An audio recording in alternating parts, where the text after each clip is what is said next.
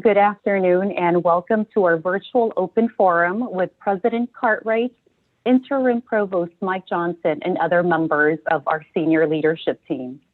My name is Maritza Martinez Guerrero, and I have the pleasure of serving as Associate Vice President in the area of Government and Community Relations.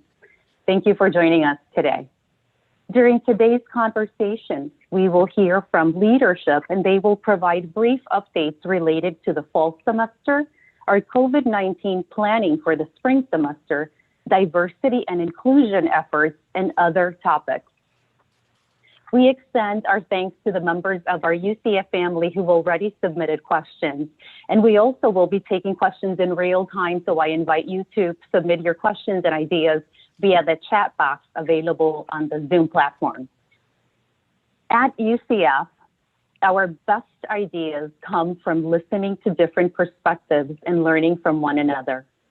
We are looking forward to a productive conversation that will help university leadership understand the feedback of students, faculty, and staff members. But before we charge on, I'd like to introduce those who have joined us on the screen. Alexander Cartwright, our UCF President. Michael Johnson, our UCF Interim Provost. Mary Beth Ehas, Vice President for Student Development and Enrollment Services. Janet Owen, Vice President for Government Relations and Associate General Counsel. Kent Butler, Interim Chief Equity, Inclusion, and Diversity Officer. And Maureen Binder, Chief Human Resources Officer. Thank you all for joining us. I have some questions to ask our panelists, and these questions were submitted by students, staff, and faculty earlier this week, but I would like to invite you joining us today to also share your questions, your observations, and ideas via the chat box, and we will aim to answer as many as possible during our time together. Once today's forum is completed, we will actually be installing it in UCF YouTube channel. So if any of our UCF family members have missed the opportunity, they can certainly catch it on there. Before we start with questions though, I would like to give each panelist an opportunity to share open remarks. And we will start with the knight in charge, President Cartwright. Dr. Cartwright, the virtual floor is yours. Thank you, Maritza. I have some slides to show if someone can load those up. I'm going to try to be very brief, but I just wanted to first start off by thanking again everybody for participating in this open forum. We wanted to have an opportunity to talk about what I've learned by meeting with all the different units, and in addition to share information about our planning for the spring and a number of other topics. One thing that's become pretty obvious to me, if you go to the next slide, is that this is a remarkable place. This is an institution that has, in a very short period of time, distinguished itself as an exceptional place to be, with incredible talent, outstanding faculty and staff who help to move us forward with what we believe in, which is providing access to so many people and to impact society in innovative ways. You've been constantly seen as an innovator and having outcomes that are truly things that we should be very proud of. We rank among the top in the country on social mobility for our students that come here. That's something, again, that I thank all of you for doing that for our students. And we're in a unique location.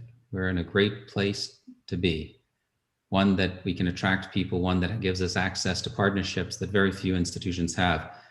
And that, of course, needs to be told. All of these accomplishments, all the things that we're doing needs to be out there so that people understand what this institution is about and who we are. So thank you for everything you've done for UCF, and thank you for continuing to move us forward.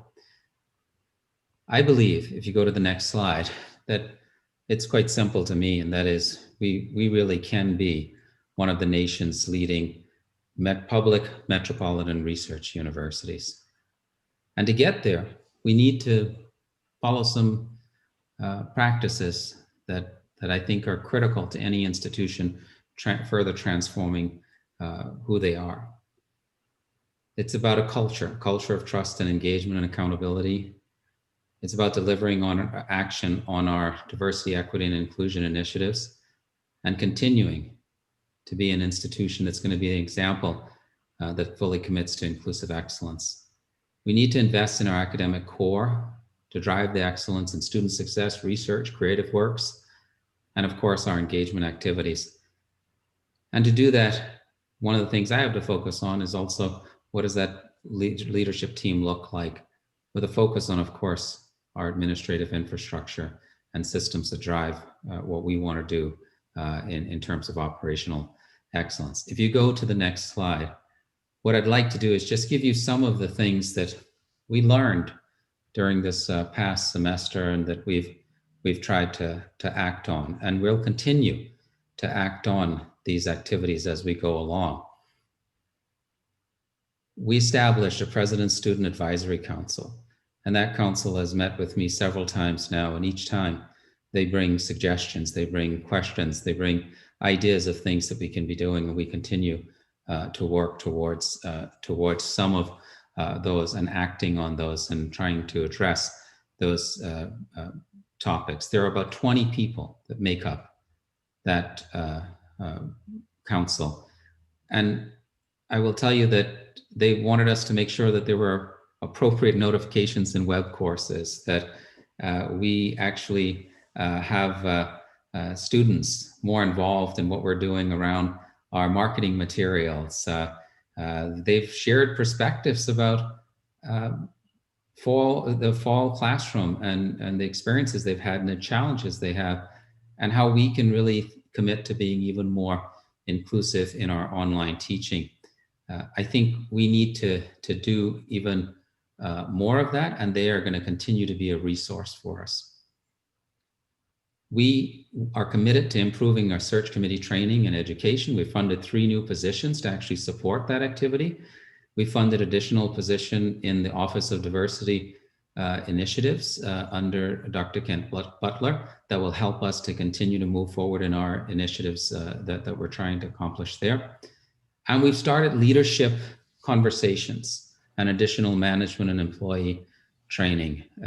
I was fortunate enough to be able to invite Dr. James White, who is actually someone I've known for a while. He was a CEO of a company, and a Fortune 500 company, and really someone who's been very active. And he was able to meet with some of our university leadership and to talk about that from the perspective of how you would actually move forward. I will tell you that, part of that is thinking about how we work with our HR team and how we foster a civil workplace. The skills management for those leaders are needed there also. So we will continue to work on those things, and you can answer more about that, but I don't want to take too much time talking about all of the things that we're working on there. But I want you to know that it remains something that we're committed to. If you go to the next slide, one of the things that we've talked a lot about is our goal to be a top 50 public institution. And if you were able to listen to the board meeting yesterday, one of the things that Dr. Paige Borden and Dr. Janet Jasinski talked about and worked on was to show that if you looked at our outcomes on the US News and World Reports, we're actually easily a top 50 public institution. And we need to work on some other aspects of that, which have to do with our faculty resources, our institutional resources. So we have to identify funds to reduce our student to faculty ratio. And really, I want to have a goal that we're going to get to over 2,000 faculty in the next 3 years. That's about an increase of 200 faculty, and that's going to be about a $20 million investment that's needed in terms of recurring funds. And we had already started a process, which the provost might mention, about the Strategic Investment Fund, where we had asked for reallocation of certain funds to build that Strategic Investment Fund, and that would have generated about $21 million. Right now, of course, we're also considering the realism of what may be happening with our state budget and we're starting to think about how we would use that. But I want us to commit that we will continue over the next few years to rethink our budget, rethink where we have those resources, and continue to invest in that academic core. Similarly, we need to really identify the funds that are going to support professional growth of our staff. And we need to be committed to that. This year is an awkward year, and I have to tell you that it has been difficult, I know, for all of you, but it's been difficult also for me to get a handle on everything that's happening here, because we've had to focus so much of our attention on COVID and so much of our attention on what's going on throughout the state. But we need to shift that attention towards what is needed by the people at this institution, and that is what we're doing. I need to personally be focused on our philanthropic and partnership efforts that are going to be focused for me on how do we attract the resources that are needed for the academic excellence we want. How do we grow that faculty? How do we provide the support that is needed for our staff and continue to recognize all of the great work they're doing? If you go to the next slide, one of the ways that we've been doing that is to look at our administrative infrastructure. We reestablished the University Budget Committee, and I want to thank all of the faculty, staff, and students who are part of that and willing to hear the presentations related to the Strategic Investment Fund. And the committee is, I know, finalizing review of administrative units to make recommendations to the president.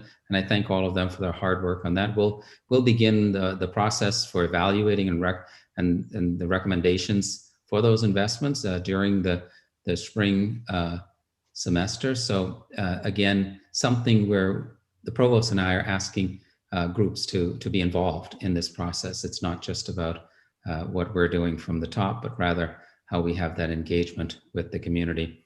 We also launched the Night Vision, which is the code name for our UCF ERP implementation. We selected Workday and Accenture as partners. I want to thank all of the people who were so involved in this process of selecting, assessing and selecting how we move forward.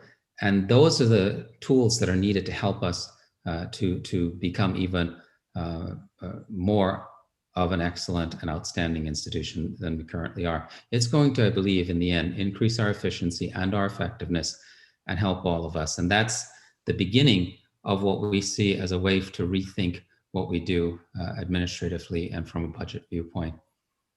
If you go to the next slide, in each of the things that we have been doing, every time we are considering positions at the senior leadership level, it's with a lens of quality education, a lens of student success, research, creative works, the things that we value, our engagement with our community, and how do we think about what those offices need to be able to allow us to do that effectively. Within operational excellence, that's one of the reasons we established the Senior Vice President for Administration and Finances, to bring together activities that were somewhat disparate, but allow us now to become much more knowledgeable about what is happening in those units, and to continue to move forward to how do we provide the support that is needed. Student success is critical, and we've completed an external review of the student development and enrollment services, and the provost and I are reviewing and thinking now about what does that mean for the future of the position that Dr. Mary Beth Ehas currently holds, and how we can continue to commit to student excellence, which is so central to everything that we do. For research and creative works, we brought together a small team to work with Dr. Liz Klonoff, so that we can think about, again, what can we do? Where should we focus? What are those things that we want to do in economic development? And we're doing a similar process with our Academic Health Science Center, the strategic plan development, which we want and will include faculty, staff, students, everybody that is involved in the process, so that we can be the best that we can be. If you go to the last slide, I just wanted to give you one more update on some of the things that are happening with the leadership team. We've been lucky to be able to recruit Gerald Hector to be our Senior Vice President for Administration and Finance, and he's starting on January 4th. He will be joining us from Morehouse, but he has extensive experience in higher education at Ithaca College and Cornell University, and now Morehouse. That is going to help us to continue to move forward. We're in the process of the search for the Vice President of Information Technology and Chief Information Officer, and we've completed the finalist interviews, and we're still in the process of the final assessment and final decisions that need to happen, that we hope will happen in the very near future, so that we can announce that. We are going to be announcing the search committee for a Vice President for Equity, Inclusion, and Diversity, and we hope to do that very soon. Similarly, we hope to announce the search committee for the Vice President for Student Development and Enrollment Services. That position is informed by the activity that I mentioned previously about assessing what that should be. And with General Counsel, we're thankful that Yandi Cook has agreed to serve as the interim while we go through a similar assessment process before we launch a national search early in the spring semester. There's a lot going on. Thank you for everything you're doing.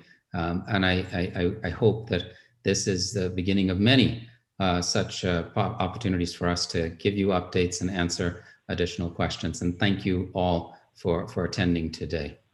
Thank you, Maritza. Thank you, Dr. Cartwright. Interim Provost Johnson, the floor is yours. Thank you, Maritza. Good afternoon, everyone.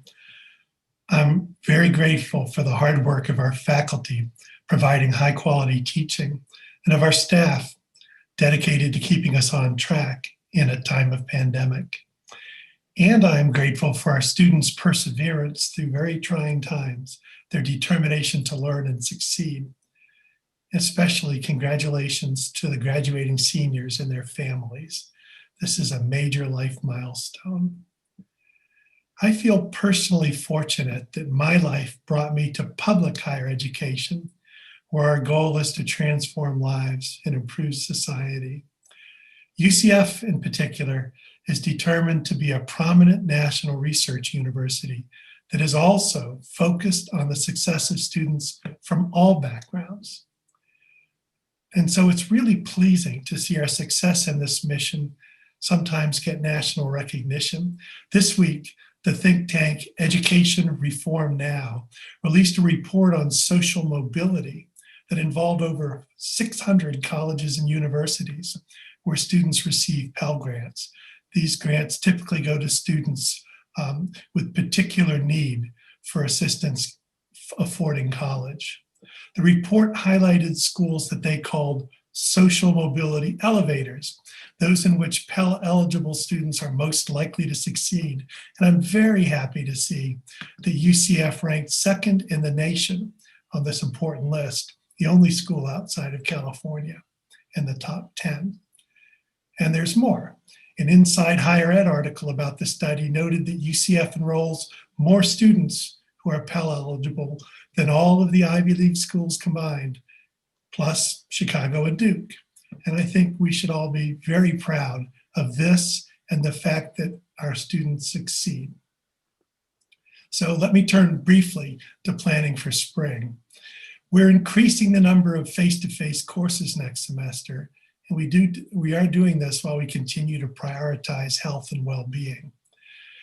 We know that a campus experience is very important for student success, particularly in the retention and eventual graduation of undergraduates.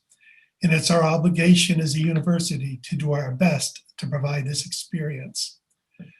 Currently, 3,100 spring sections have an on-campus component, more than the 2,100 this fall, but well below the 5,600 face-to-face or mixed mode sections we had last spring. And the chief limitation on our ability to have classes face-to-face is, of course, classroom availability. We'll continue our COVID policies with masks and physical distancing and extra cleaning. And that, of course, means that many sections still need to be offered remotely simply because we can't fit them into our available rooms when distancing is taken into account. We have, for example, 40 rooms that under COVID capacity only seat 14 or fewer students, but we don't offer a huge number of such small classes. Meanwhile, COVID cases are rising in Florida and considerably more so nationally. And we don't know how high this is going to go in Florida or Central Florida.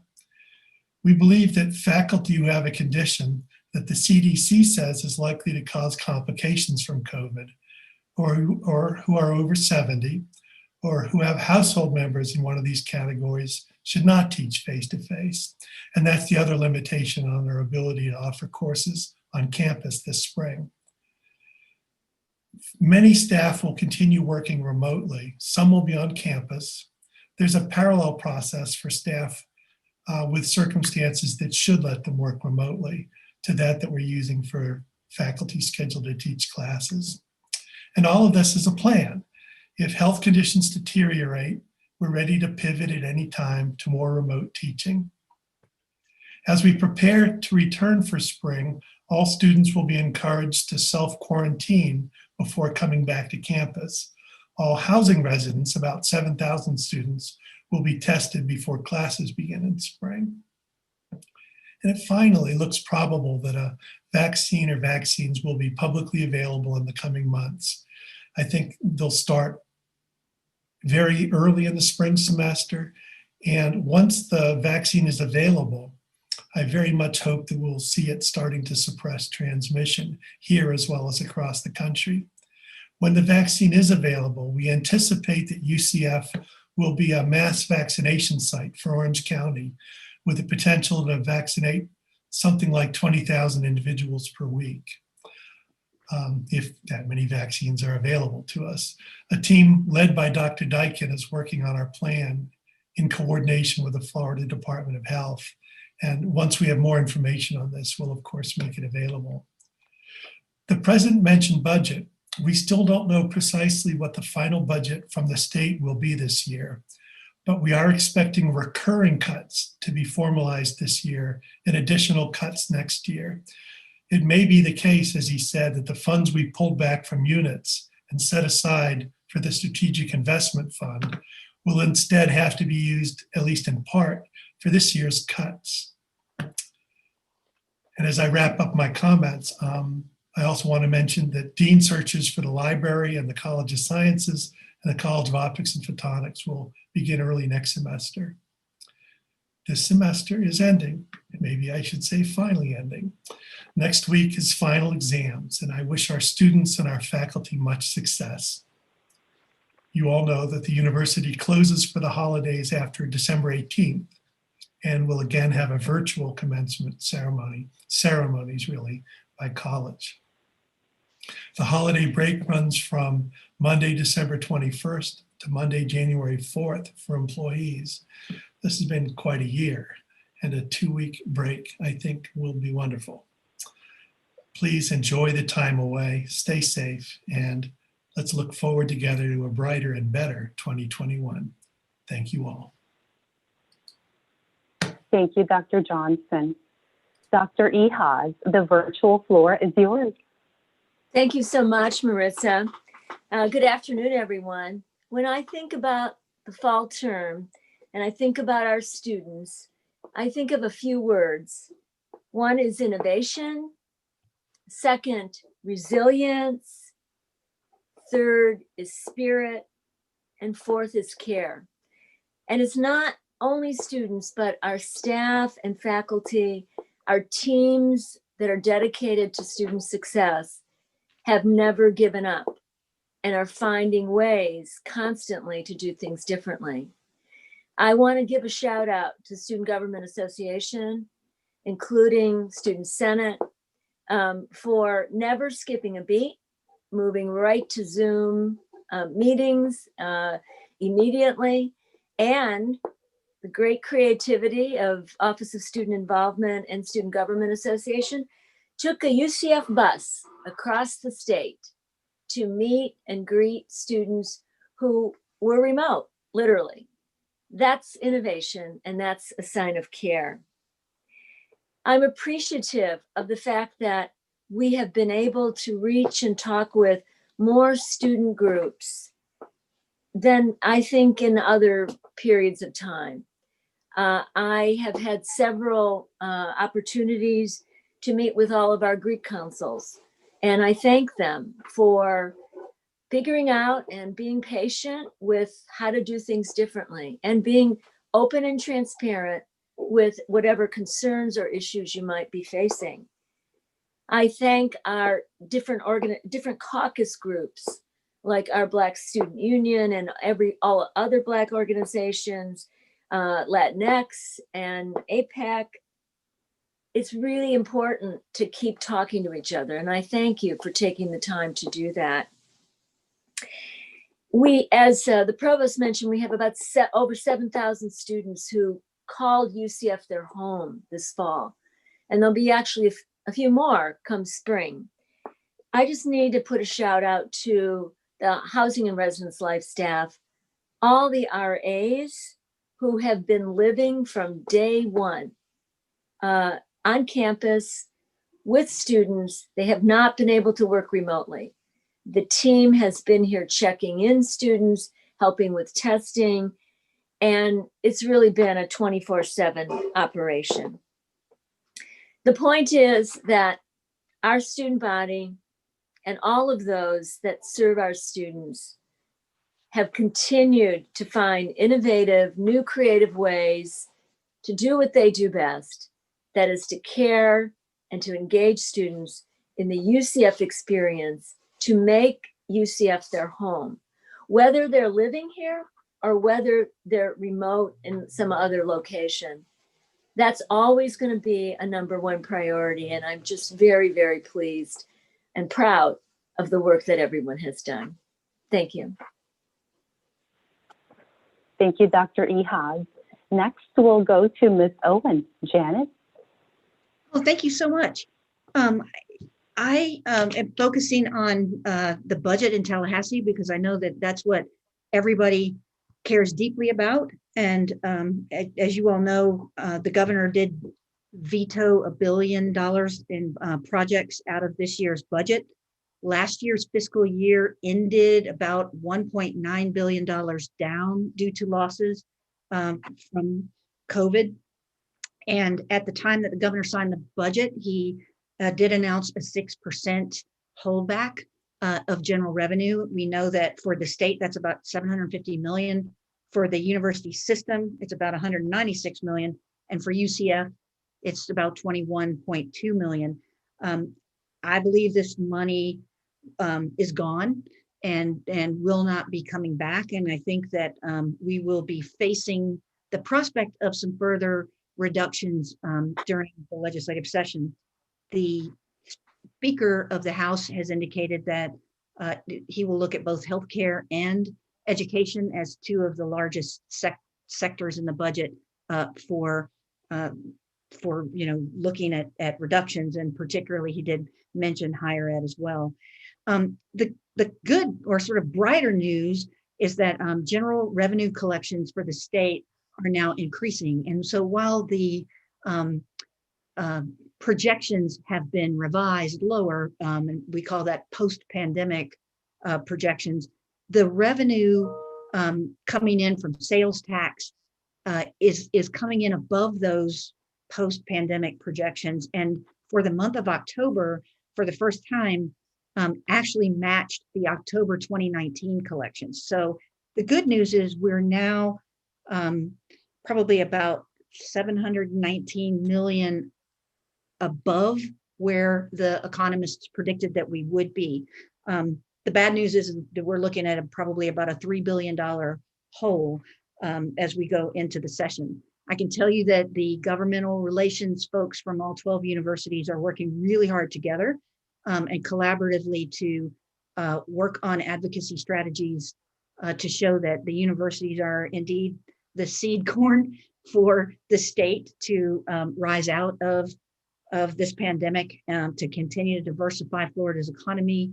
We can point to wonderful examples of industries that UCF specifically supports, like the space industry, where 2 manned rockets went up in the middle of this pandemic. So certain industries, and the ones that UCF feeds, are thriving. And so I think we have a lot of great material to to look for. I will tell you that, there's an organization session that has to happen 14 days after the general election. So that occurred on November 17. And the purpose of that is for them to convene and to organize and select leaders. So it's the time that there's a formal vote for the incoming speaker and the incoming Senate president, who will serve for 2 years. And they give remarks, and I think it's really important that we pay attention to those remarks and see what that, means for the future. So I will tell you that, the Senate president did mention the possibility of tuition increases. We don't know where the governor or the House stand on that yet, but after 10 years of a freeze, it was interesting to hear some openness or willingness, at least by one chamber, to consider that. And the other, I think, interesting news to come out of session is that while they won't increase taxes or fees, they are looking for new sources of revenue. And there's certain things that they haven't done in the past that they could do that will help the state budget. For example, a new compact with the Seminole tribe to bring gaming money into the state, which could be, up to $400 million recurring every year. And then capturing the internet sales tax on purchases from entities that aren't physically located in Florida, which will also be a significant contribution to the state budget. So, again, more to come. I will tell you that today I'm waiting on the results of both the Public Education Capital Outlay Trust Fund, which of course fuels construction, and the lottery projections to come out in terms of how we're doing. And the state's economists are meeting today to let us know how those funds are doing, and that's going to be really helpful. I know that you all probably also care about, and I'm following closely, whether or not we'll have another COVID relief package. And I will tell you that, this week, if you've been reading it, a group of bipartisan lawmakers have introduced a framework for a new phase 4 relief package. It totals a little over $900 billion, and it would provide liability protections for businesses, and it allocates $82 billion for education, although right now it doesn't specify, how much funding would go between K-12 and higher ed. But it also would have money for state and local governments, which I know is kind of a sticking point between Democrats and Republicans. It has paycheck protection benefits in it, vaccine development and distribution and testing and tracing money, as well as money for broadband and student loan relief. So we're looking obviously for details into that. I will tell you that APLU, and we are very active in that national organization, is busy writing letters to see about extra funding for research as well. So we're following that and making sure that the members of the Florida delegation know that we're in support. And this will really be a matter of whether Majority Leader McConnell believes that he has the votes. They have this week and next. So the continuing resolution for the country's budget expires on December 11. Appropriators are working hard to be able to pass budget bills, but the COVID relief package is separate from that. So we're following it, and as soon as I have any more details, I will absolutely send out updates. So thank you, Maritza. Thank you, Ms. Owen. We will now start answering questions submitted by members of our UCF family. And the first question is for Dr. Ehas. Dr. Ehas, several students wrote that they continue to struggle with financial matters due to COVID-19. Will there be additional student aid? And in particular, what is being done to support our international students? Thank you, Maritza, for that question. Actually, in the fall term, our Office of Student Financial Assistance distributed about $600 million worth of financial aid funds to about 55,000 students, which is pretty significant in this period of time.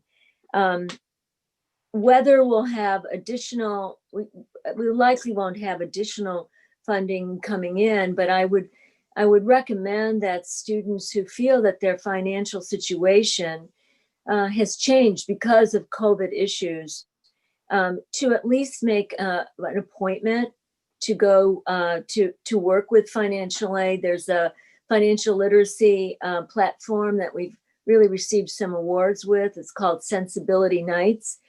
We have UCF Cares has some emergency funds and some funds that actually are a little bit more open and might be able to support international student needs. The financial situation is quite understandable. We did give about $25.5 million of CARES funds this past summer and a little bit this fall, and the Office of Student Financial Assistance did administer that and distribute that to students. So hang in there and, let us know so we can kind of think through options with you. Thank you, Dr. Ehas. The next question is from Ms. Binder. Maureen, we received several questions about employee raises and how UCF will be responding to the new state increase in minimum wage. Could you provide some updates from the HR perspective? Yes, thank you, Maritza. So the minimum wage went up in Florida from $8.56 an hour, and it will go to $15 an hour by 2025. The way it works is it will raise $1 per hour starting September 30th, 2021, and it will go up by $1 until it reaches $15 per hour September 30th, 2025. So there will be an increase for those employees who do not make $10 per hour September 30th, 2021. In HR, in our compensation section, we are, of course, doing work to determine who those employees will be and how that will affect the university. So that's what we're doing right now. But it is a gradual increase over a period of time. Certainly it will affect departments and units budgets, but I don't predict that it will be a drastic jump just because of the gradual increase in the minimum wage over a period of time. Thank you, Maureen. Dr. Cartwright, someone wrote in part, diversity and inclusion does not just mean diversity and inclusion of gender, identity, or skin color. It should also mean diversity of thought, political affiliations, and opinions. What is the university doing to ensure all of the UCF community feels safe to express their views? Thank you, Maritza. This is an important topic, right? This is about the essence of what it means to be a university, where we value people, we value their opinions, we value what they believe, and we debate, and we have discussions, and we do it in a respectful way. I think that it's important that we continue as an institution to value diversity in every way that we can, and that we do think about diversity of thought. We make sure that people are able to express their views on different things. But remember, we also do all of these things in a respectful way in our classrooms and in other places. So I think that this is something that is important to who we are as an institution, speaks to our freedoms and what we value. And so the more that we can do those things, the better it is for all of us. It is also key, you mentioned something that's really important in there. We want to make sure that people feel welcome at this institution. And that is for everybody. And I want to make sure that regardless of race, gender, anything else that we can think of, people feel welcome at this institution, because it's what makes us all stronger. I'm not sure if Dr. Butler would like to make any comment in addition to that, putting him on the spot, but I figured I probably should. Question was you. Yeah. So yes, it's very important that we recognize that diversity and inclusion really is about moving the needle forward for equity for all. There seems to be this misnomer that when you see someone like me in my position talking about diversity and inclusion, that I'm doing so at the exclusion of individuals who would not fit into marginalized communities. And it's really important for us to recognize that what we're really trying to do and talk about here at UCF is the fact that everybody who is on this campus, everybody who has any type of stakeholder responsibilities here on this campus belongs here and has a right to be here. We're trying to have very deliberate conversations right now around all things that matter for all lives and for everybody who is really trying to deal with the challenges that are coming to bear because of the pandemic, because of the plight of Black and Brown individuals around the country, because of those people who are associated here at UCF, and how we can reach out to those individuals and really work the needle towards a greater good so that everybody feels welcome, everybody feels that they are part of this process. The climate surveys that we did recently shined a light on a lot of things that are really kind of failing here at UCF. And we have to be able to communicate about those things. And we need to have these difficult dialogues. One of the things I share very widely is that we talk a lot on this campus about wanting to be there for one another, but then we shuck out the responsibility of understanding that somebody's life is not just coming to campus and doing their job. It's really about the fact that they have a political sensibilities, they have religious backgrounds, they have intersectionalities that may not be like the ones that you have. And so that's why we embrace those conversations. And so it's really important for us to recognize that. So when we talk about diversity and inclusion, we are talking about inclusion for all. And there's never going to be a message of us excluding anyone from the equation. And that's whether you're on the far right or the far left, and everywhere in between. And so just engage in the conversation, be a part of the conversation, be a part of the change that we are trying to elicit here at the university. Thank you. Thank you, Dr. Butler. And just a friendly reminder for the UCF family members joining us, it's important that we continue to hear from you, so please use the Q&A chat box feature on Zoom to share your comments, ideas, and questions. And with that, we will go to Provost Johnson. Dr. Johnson, what is the latest on the investigation of Professor Charles Nagy? Someone wrote, "We have not heard anything since the protests have gotten less media attention, but this is something that should not be forgotten by the university." Can you comment on that, please? Oh yeah, it's far from forgotten by many stakeholders and by those of us in leadership roles. Investigations like this take time, in this case, a lot of time, because they have to be conducted without any bias and respecting due process. In this case, there were more than 100 different submissions to the integrity line and to the university. And the review, which is done by our Office of Institutional Equity, is comprehensive, and it's not yet finished. They've spoken with more than 100 people. They've reviewed hours of audio. And I recognize that this is taking a while, longer, I think, than any of us would like. But it is frankly necessary that the process we follow be entirely thorough and carried out with great care, so that we can be confident in the results. Thank you, Dr. Johnson. One individual submitted some feedback about the success of working from home, including the benefits for sustainability by reducing the amount of vehicles on the road. So once COVID is a thing of the past, will UCF consider allowing some members of its workforce to continue working remotely? Who wants to take a stab at that one? I can try to address that if you'd like me to. Thank you, Maureen. Okay, so we already have a guideline for telecommuting, which is just that, a guideline. We don't have a formal university policy. And we know that, COVID has really changed the way we work and we learn. And we have been successful in many cases, both working and learning from home. Not every position, not every function can be done remotely, but many can.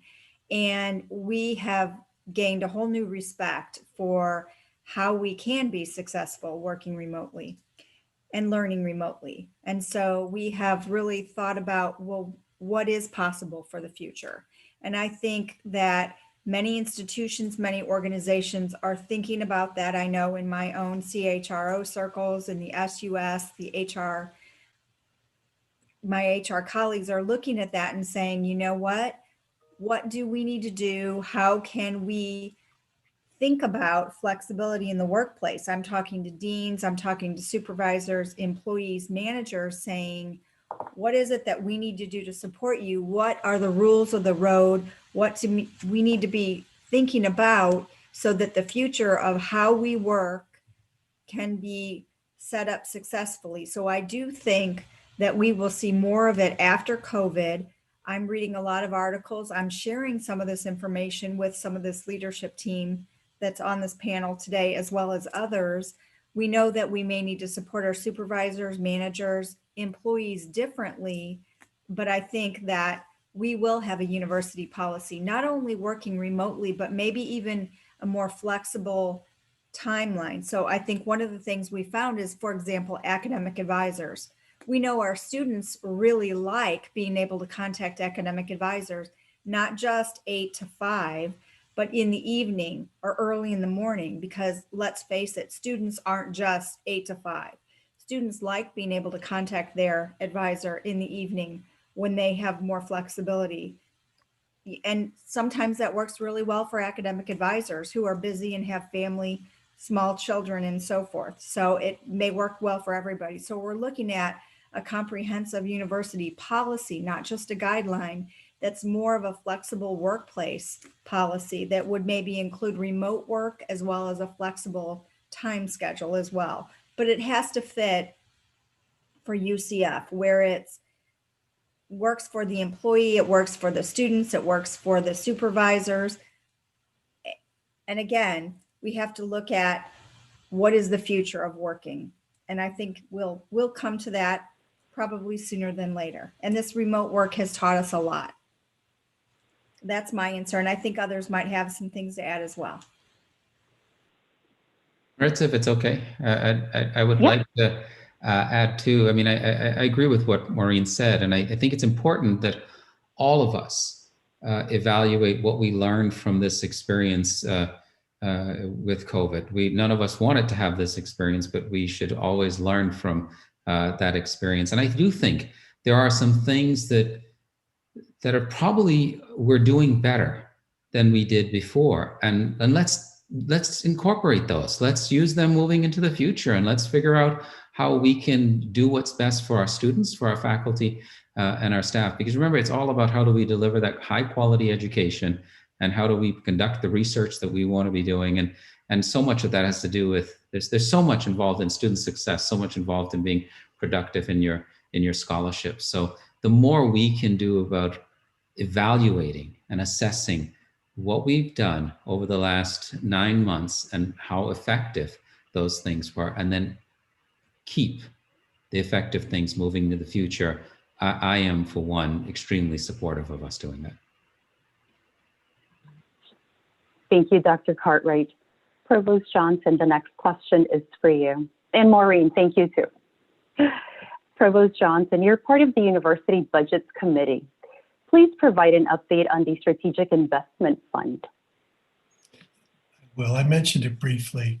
I was a member of the University Budget Committee in a previous iteration, and I will say, having been a member, I had a degree of frustration with that, because what really happened in those days, from my point of view, was that the important decisions about spending were made somewhere else. And then sort of odds and ends came to the University Budget Committee. And we are trying very hard, since President Cartwright came, to develop a budgeting process which is very transparent. And the first step of that is being undertaken right now with the University Budget Committee. So all the units across campus were told to expect 3% cuts, and all the administrative units were asked to say what would be the consequences of cuts that were an additional 3%. That is a total of 6.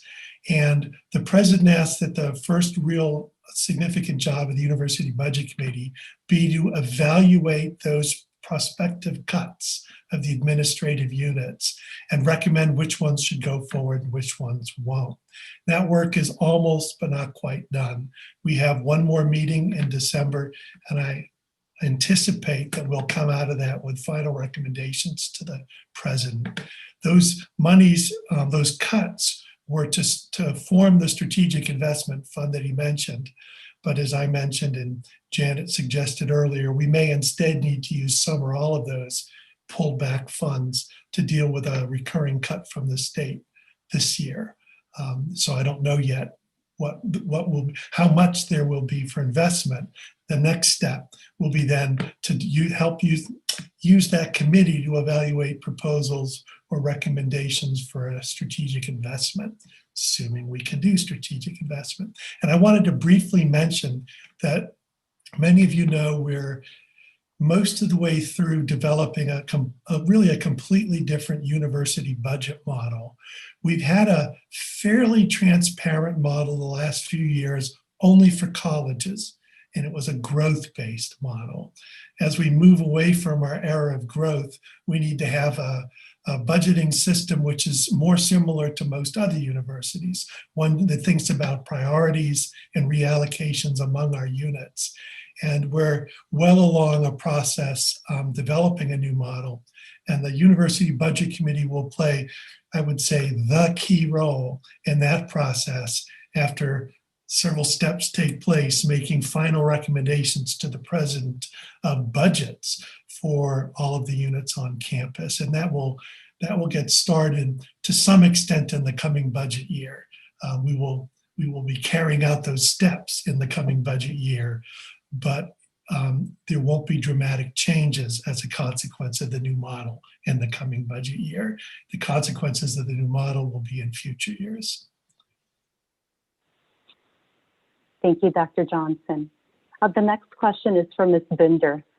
The UCF HR compensation project disappeared in 2019 and 2020. That included increases in salary to bring employees up to the minimum of their salary range. What is the status of this project nowadays?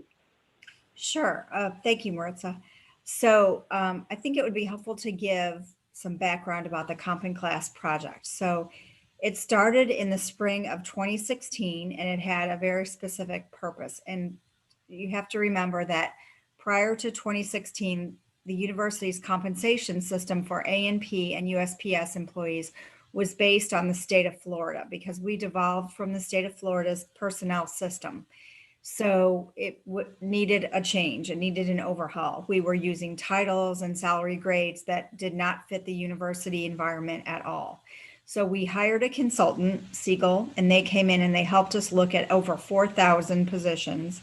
And we analyzed those positions, and we, through a very iterative process where we got supervisors and managers involved, we looked at creating job families, for example, accounting and finance and IT and HR and research and communications and all of the different roles administrative that we have at the university. And we put those job families together, and within those job families, we created salary grades, and we went out to market and we figured out what the salary grades should be: entry level, mid-level, and then senior. And then we looked at where were all of our employees and where did they need to be placed within those job families and then within those salary grades. And we found out that there were a group of employees that were below the minimum of the market. So in 2019, we had this group of people that we said, okay, well, what are we going to do? And we brought, let me see, I have some notes, approximately 435 employees were brought to the minimum of their salary grade. And the average increase was 14.36%. Those employees were brought to the minimum. Now that was great, but what that did was it left compression, right? So how are we going to deal with that? So there was a phase 2 that was envisioned for, we had people that were brought to minimum, but now we have compression for those who were further along in their career, experience, background, etc. And then we had a phase 2 that was envisioned to start in March of 2020. And that would have done exactly that, evaluate employees based on their years of experience, education, certifications, licenses, etc. And I was working very closely with the president's cabinet at that point in time to introduce phase 2. And we would have had that completed by February of 2021. And a new set of information with how to then move employees in that next group towards more of the midpoint of their salary range or salary grade. And then COVID happened and we all went home and started working remotely, and then the state budget issue started. So that's really where we're at today. And you heard the budget report from Janet, and we're in a situation where we don't know what's going to happen. We're facing perhaps state budget cuts, likely state budget cuts. So at this point in time, I don't know where we're at with our compensation project. And I would say, we're very lucky that UCF has not done mass layoffs or anything to that point. We've been very fortunate to keep our employees working. Many industries have not been so lucky in Florida. And I guess that's what I have to say about that. And I would invite others on the panel to address it as well.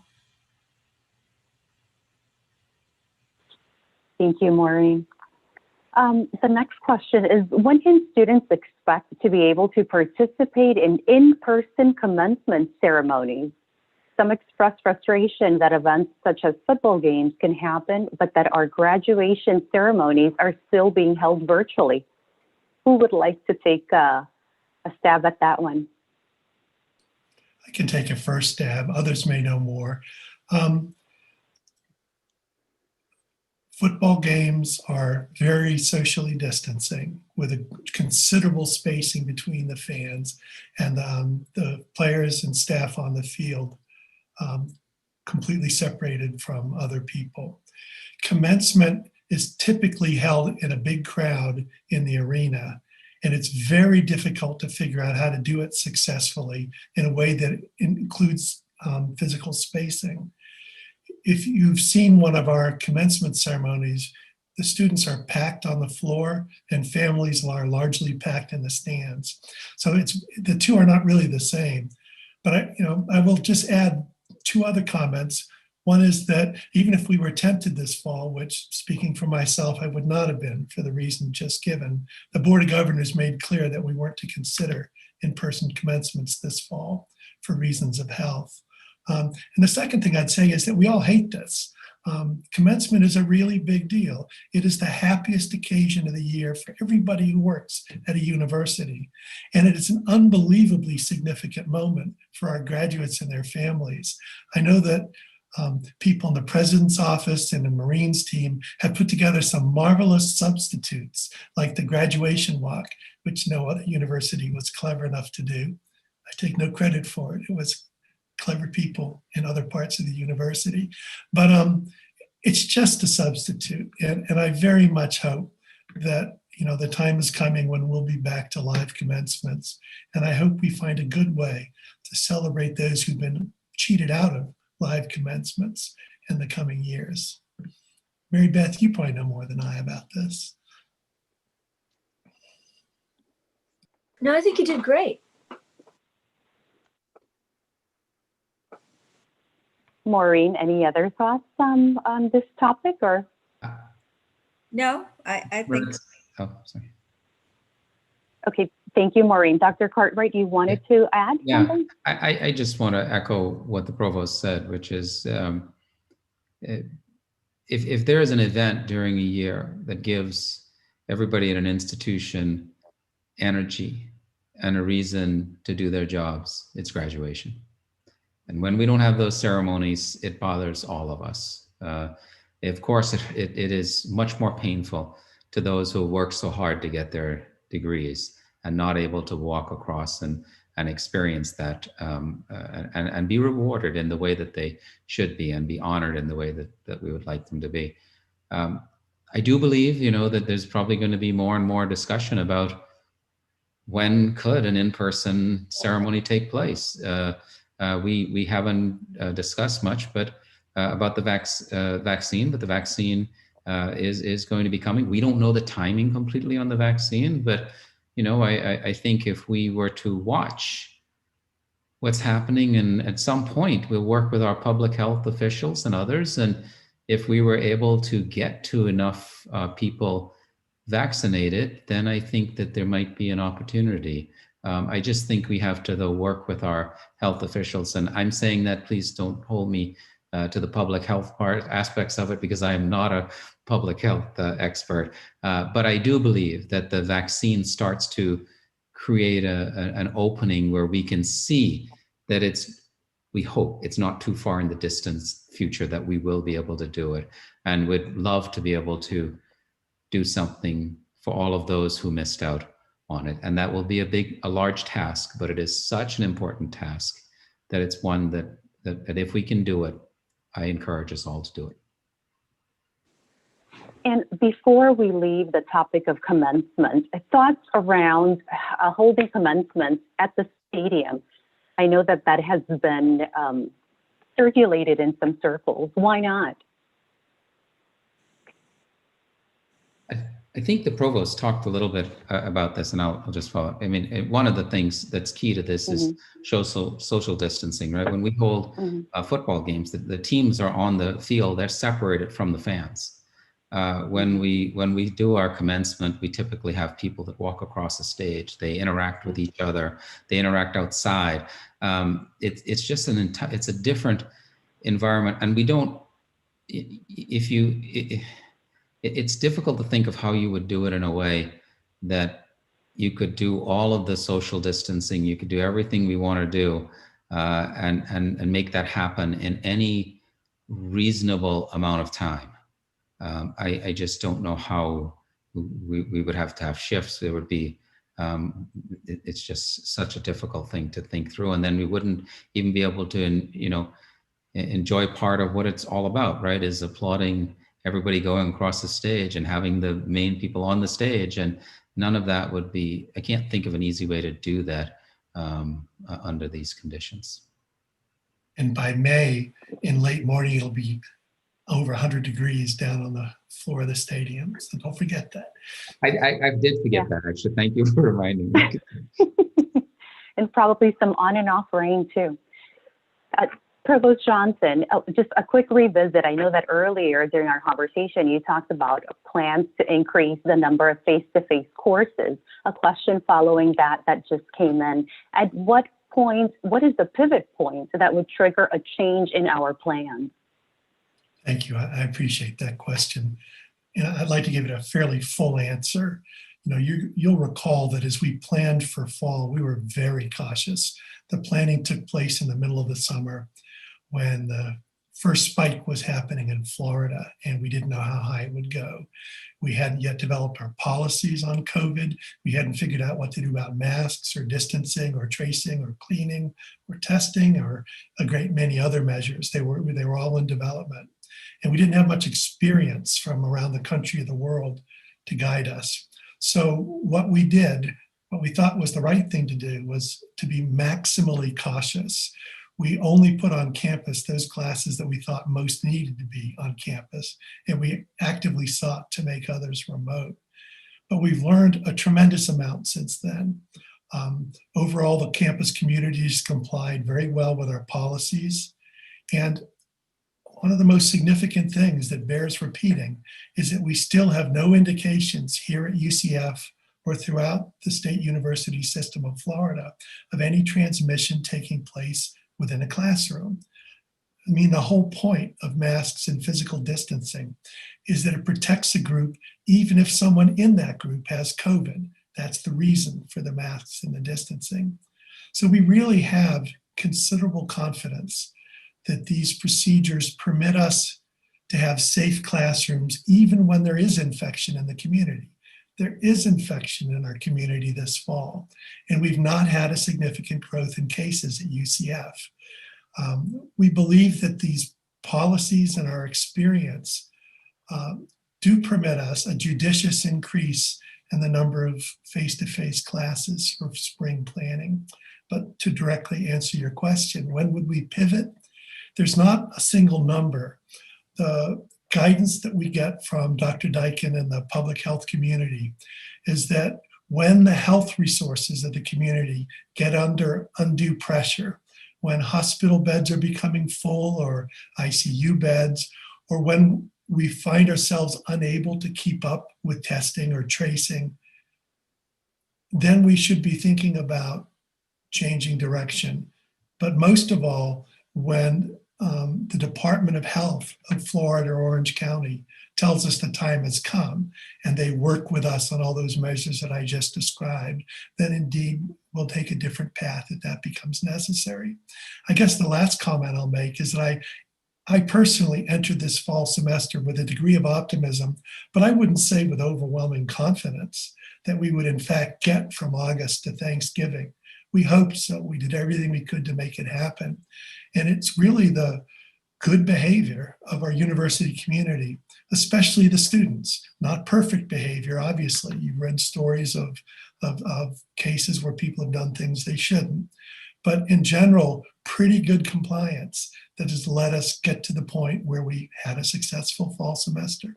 And we think in spring we can have a degree more, the degree that I mentioned of face-to-face teaching in a way which is as successful as this fall. Thank you, Dr. Johnson. Dr. Cartwright, the next question is for you.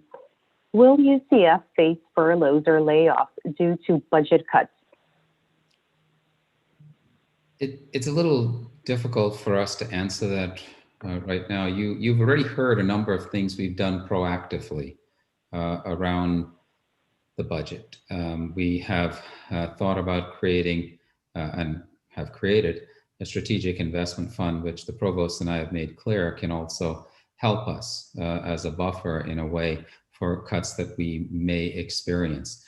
You heard from Janet Owen about it's not, I wouldn't say optimism about the revenue streams that are coming into the state, but certainly we are above. There was at least a little bit of a reason for optimism in that October saw some increase in the revenue beyond what they were expecting. And so the overall cut at the state level, the overall deficit at the state level, it may not be as large as we were thinking a number of months ago. We won't know the impact of this for probably into the new year. So what we did is we put together the strategic investment fund. We held back some other resources. We've been looking at other potential revenue streams that may help us to offset any cuts. And one of the things that the provost and I have tried to be pretty clear about is that we prioritize as much as we can our people. Now, does that mean that we can say we would never have to go that route?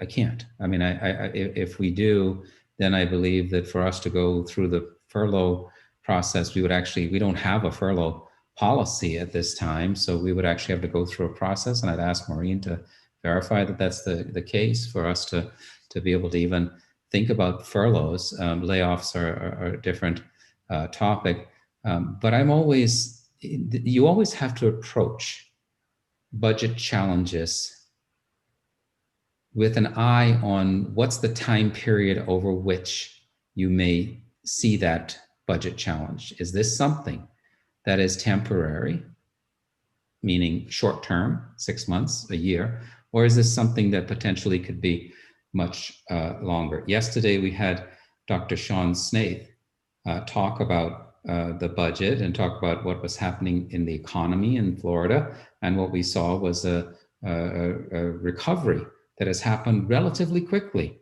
economically, certainly not in the in the entertainment and tourism industries, those are still depressed quite a bit. But in other areas, there has been even some growth. And so that gives us reason to hope that we won't have to deal with that. But we will have to do everything in our power to make sure that we remain a strong institution. And our commitment, of course, and that is also people. But if we get into a situation where the cuts are much larger than anticipated, then we may have to use all the tools that are at our disposal, and that's some of the worst decisions for any leader to have to make is to get to that stage. So we prefer not to be there, but if we have to, we might have to. We don't anticipate it right now. To answer your Thank you, Dr. Cartwright. Oh, sorry, Maureen, please go ahead. Maritza, to answer your question, Dr. Cartwright, right now we do not have a furlough policy. We have a layoff policy. We do not have a furlough policy. Thank you, Ms. Bender, for building on that. The next question is for Dr. Ehas. Dr. Ehas, it is around Cognito. Can you speak to why this training is being required of faculty and staff? That's the gist of the question. Sure, Maritza. It's a very important training because it helps all of us recognize signs and learn to take appropriate actions when confronted with a situation where a student might be expressing despair, concern, no matter what the cause might be. It could be a grade, it could be a paper, it could be anything, but a student shares something about themselves that really indicates they need support. They need more support than what anyone in the classroom can give, or any one of us individually. The Cognito program is an avatar-based program, and it is really enjoyable because you actually have the opportunity to try out how would you answer to that. Mental health is a really critical part of our lives. Our students, especially now with COVID, being alone, being potentially many months away from friends and social activities, away from their campus, which has been their home. We have to be prepared to be able to help students find the support they need to get a student to the right professional. And that's what Cognito is about. And it's not just about students. It could be about anyone in your department, your home, whatever. It comes out of a task force on alcohol, drug, and mental health that the Board of Governors put together. I mean, mental health on college campuses has been a long time concern. And we constantly are working on how do we get ahead of it? How do we make sure that we have the right support and get students to the right place? Karen Hoffman, our counseling center director, is never as worried about people who come to counseling as she is about people who don't. And that's what Cognito is about, how to make sure that the right referral, even if it means walking a person over or making connection with how do you make an appointment. Most of those have been, all of those have been, remote, but continuing.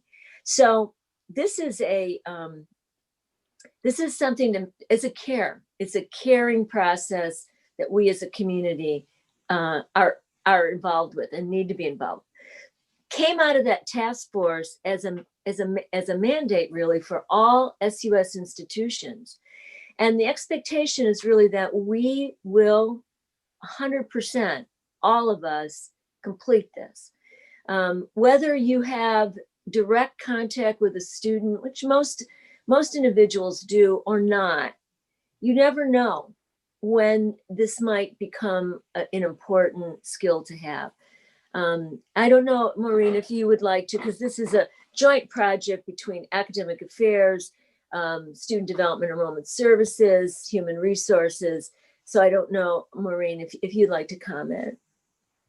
I think if you haven't taken the training, it's an excellent, excellent training, and it is very transferable to really every population that you might come in contact with, not just, recognizing issues that students may have, but family members, friends, really good training.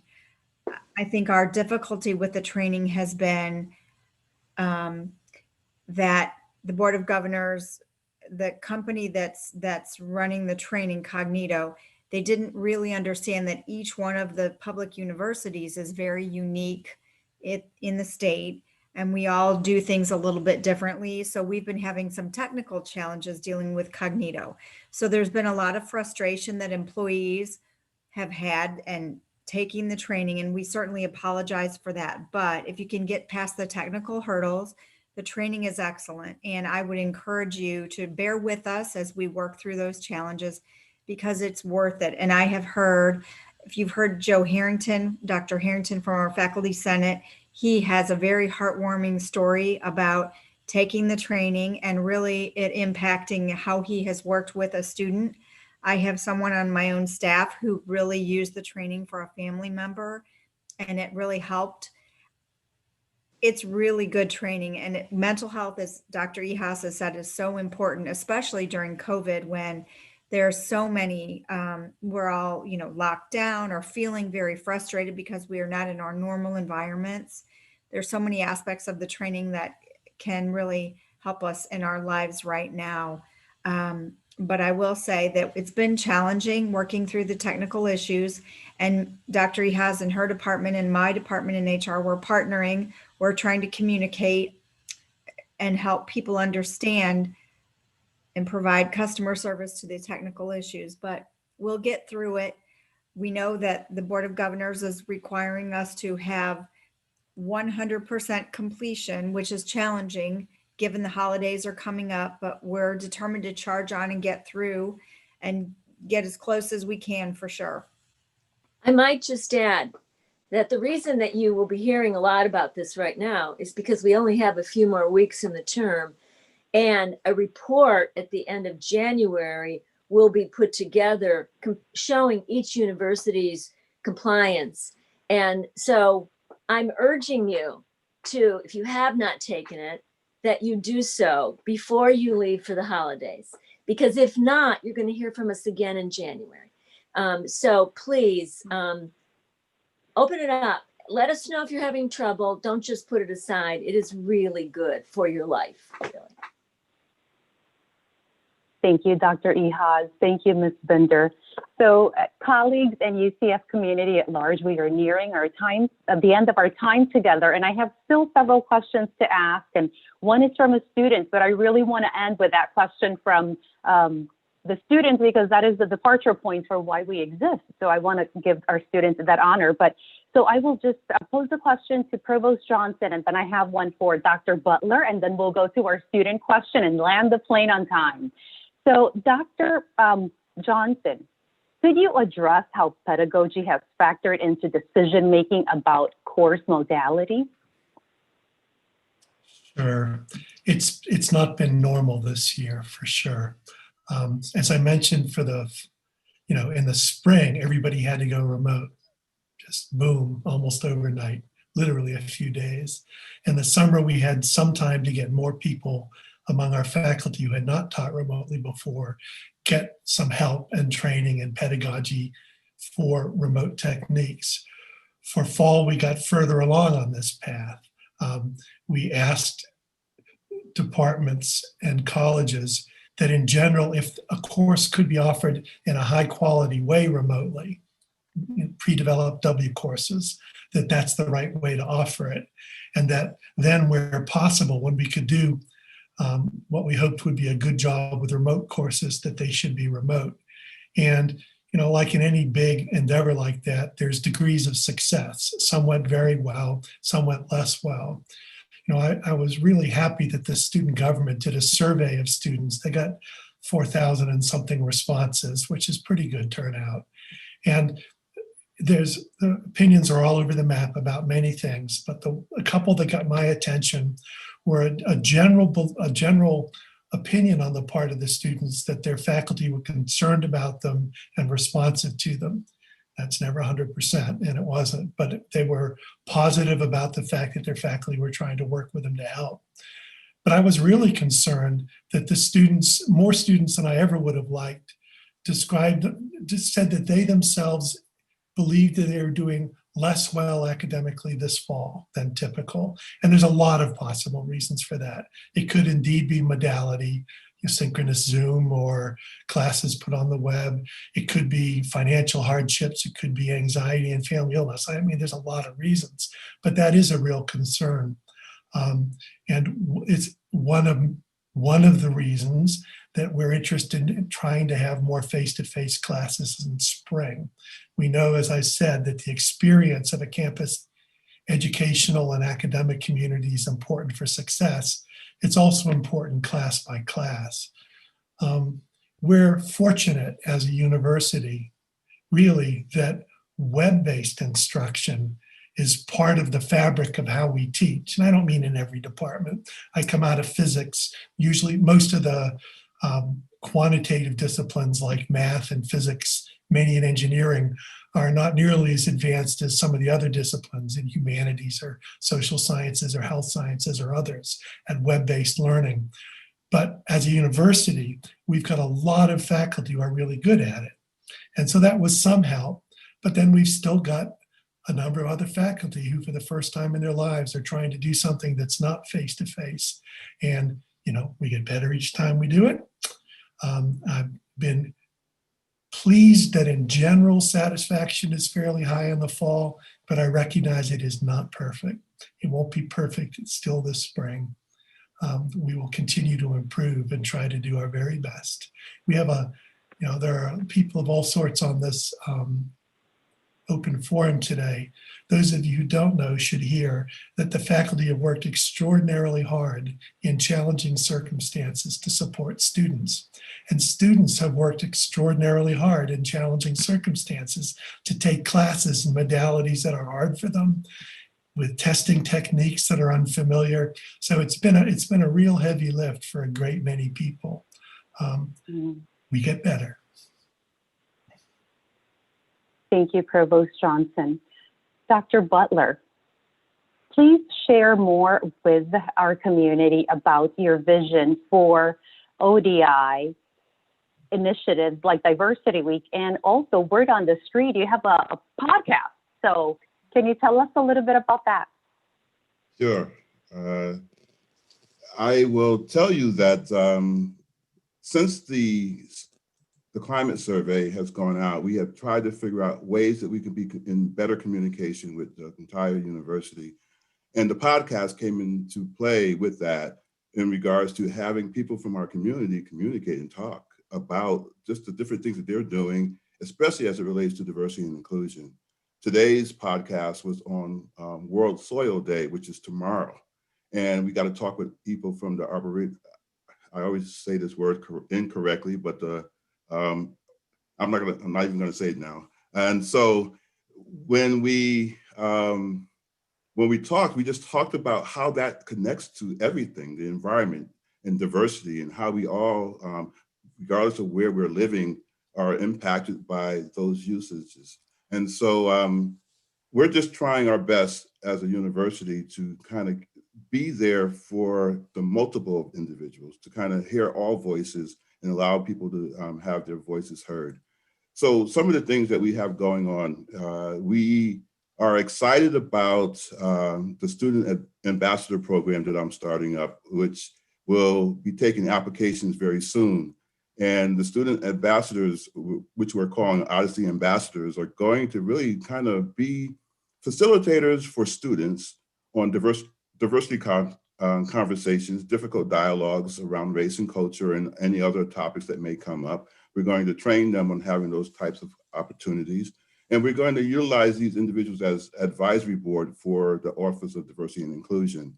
We're also looking at trying to find ways to just create various opportunities on campus for people to learn about each other and the cultures that are among us. And so part of that is we have in the works a group of individuals who are going to get together and start planning for a diversity parade, and also a 2-day festival on Memory Mall that represents all of our cultures, right? And so we're looking at doing that and launching it for January of 2022. And so we're going to be putting together a committee. We're going to be looking for donors and people to be a part of this. And we're going to build floats and do things that will kind of embrace our culture and just welcome in the new year, as well as just celebrate all of us who are here at UCF. We have a consultant that's coming in very soon to kind of look at our action plan to make sure that we are on point with where we're going with this, and trying to be, I guess, put our money where our mouth is when it comes to the talk of diversity and inclusion.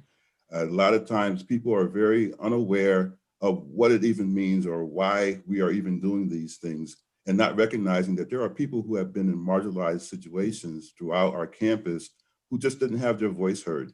And now with all the things that have happened, I'd say all the time that 8 minutes and 46 seconds has really awoken a society, a nation, especially UCF, and we're going to capitalize on that. We're not going to let that momentum stop with regards to that. And so the programming that we're doing, the things that are happening with regards to recognizing why these conversations are important, and that we can also help people to take themselves out of the equation sometimes, and stop maybe personalizing things and understanding why it's necessary to have these types of conversations. And that we're not pointing the finger at any one individual. We're trying to break or dismantle a system that has been very inappropriately affecting the lives of marginalized individuals. And so we are really going to try to step it up when it comes to that. So I hope I answered your question.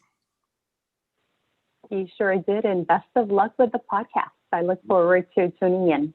Yes, and just to help right now, the people can come on to the podcast. Just come to the ODI YouTube channel, and we also have it so that you can listen on Spotify.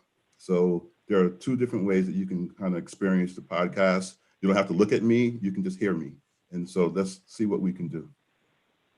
Wonderful. Thank you, Dr. Butler. And just to help everyone manage expectations, one more question. It appears to come from a student, and then I will turn the floor over to President Cartwright, who will help us land the plane around the scheduled time. So Dr. Ehaz, the question is from, I think it's from a student, and it is, how is UCF planning on better supporting all of its student organizations in spring 2021, now that there will be a slight return to normalcy with more in-person instruction taking place? Well, our team is actually certainly looking at that. We had about 30% of our events this fall that were in person. And it took a lot of planning and a lot of staff to manage those events. I know, and we're very aware that this has really stifled some of our organizations, many of our organizations, because one of the stipulations that we put in place to try to manage this in the fall was simply, if you can do it online, do it online. And what I know, there's a lot that happens when you're in person. And so we have special training and we have action plans, risk management plans that we ask for all the programs. But clearly we're looking at ways, space is an issue because we have limitations in terms of how many individuals could be in a particular area or not even a room. So I hear what you're saying, and I want to say that this is something that is on our radar and that we are looking at ways to expand as we can. RWC, as just one point, actually has a plan for opening up more hours in their facility. So little by little, we're doing this, and your voices are definitely being heard. Thank you. Thank you, Dr. Ihaz, and to all the community members who have joined us. Thank you so much. Muchas gracias for informing the path forward for our beloved university. And with that, I will turn it over to the knight in charge to take us home. Dr. Cartwright, the floor is yours. Thank you, Maritza. Thank you for the wonderful job you did today. And thank you to all of our panelists for being here. I really do appreciate their willingness to participate. And thank you to everybody that tuned in. Thank you to everybody that's part of this for your questions, for the engagement, obviously sharing your thoughts and showing the concerns you have for your community. And we appreciate all that you've been doing. I encourage you to continue what you've been doing. I know this is hard. I know we've asked a lot of you, but I hope that we can continue to emphasize our compassion and our caring for one another as a community, as fellow knights, and that we remember that love should shape what we do, and we should all care for each other. And we may disagree about some things, we may disagree about how we do certain things, but at the end of the day, we care for each other. And thank you for being part of the family.